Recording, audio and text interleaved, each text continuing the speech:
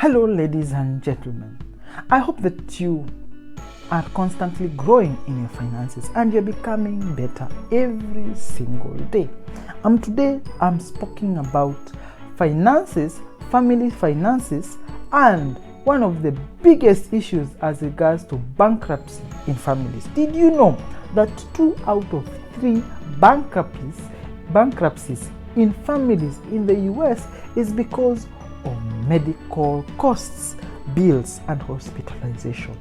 Yes, hospital bills are bringing families on the brink of bankruptcy, and people are suffering. These statistics may even be worse in Kenya, where such statistics are not carried out. The other thing is, did you know 1 in 7 families is currently struggling with paying for medication for chronic ailments and diseases? So what is the issue? Of course, the major issue that we have to address is if medical care was an universal solution to all citizens, then probably most of these struggling bankruptcies in families will actually not be there. But because medical cover may not be assured to everyone, we have to constantly think about medical conditions and medical costs and all these things. Especially as you head into retirement, medical costs should be one of the things that is constantly on your mind, because as you pay less in school fees for your children in the future, you're going to pay more in medical costs. Of course, the things that we are talking about, we can also need to think about what can we be able to do as finance people. How can we be able to go about it? And before I go about the financial bit of things, let me throw in a few more statistics now that I began with statistics. The NHS states, the NHS is the National Health Service of the UK, the one that gives medical insurance to all citizens, the universal healthcare system for the UK citizens. It says if UK citizens would lose 15 kilograms of weight across all adults, then the NHS will be able to reduce its costs by more than 15%. So what does this mean?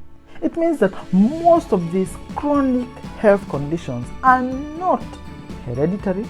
Most of these health conditions are not brought about by parasites that we cannot prevent, but they are brought by lifestyle diseases. Yes, lifestyle diseases is what is bringing a big chunk of all these costs that are driving families up the wall.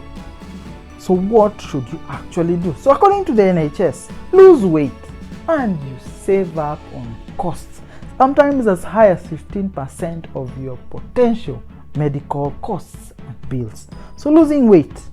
Then the other suggestion is eat healthy and exercise. That is the other suggestions that have been brought about. Of course, the other one is taking some insurance as a mandatory when you reach a certain age. So taking insurance after you have reached a certain age is almost necessary in some circumstances and situations, because healthcare costs are bound to go up when you get to a certain age. Of course, as a financial person, the biggest solution that you can be able to take care of is to invest, and as you age especially, in cash flow generating investments that are going to give you residual income over a period of time, either monthly, either bi-monthly, either semi-annually, either annually, but they are bringing in cash flow, because some of these medical conditions can only be able to be taken care of by incomes that are coming. The biggest misfortune is if you have to sell land, if you have to sell a house, if you have to sell cows and chicken and your property to be able to take care of a medical bill and a medical cost. So ensure that you invest and you grow your wealth whilst you are young. You take care of your health whilst you are young. You take care of your excessive weight. You take care of eating healthy, because it actually translates in cash costs on your pocket. So this is an interesting statistics that I picked. I normally do not speak about social issues, but when it relates to your finances, then I have to speak about it. So ensure that you take care of your health. You eat healthy, you lose your weight if you have to, and you actually take your medical insurance when you have to at a certain age, and you invest aggressively towards cash flow generating investments, so that when these bills come, and eventually they may actually come, you can be able to pay without any struggle. Because remember, families at a wide, especially extended families, go bankrupt when a member becomes sick and people have to consolidate income from whatever sources and sell off. One of the easiest way that people sell off property is when a loved one is actually involved. When a loved one is actually involved, you cannot be able to avoid selling off a property. You can be able to not hold on to investments when somebody else is suffering, somebody that you actually care about. So for you to be able to take care of these needs, start investing now. Invest in things that are growing and in things that are going to give you cash flow.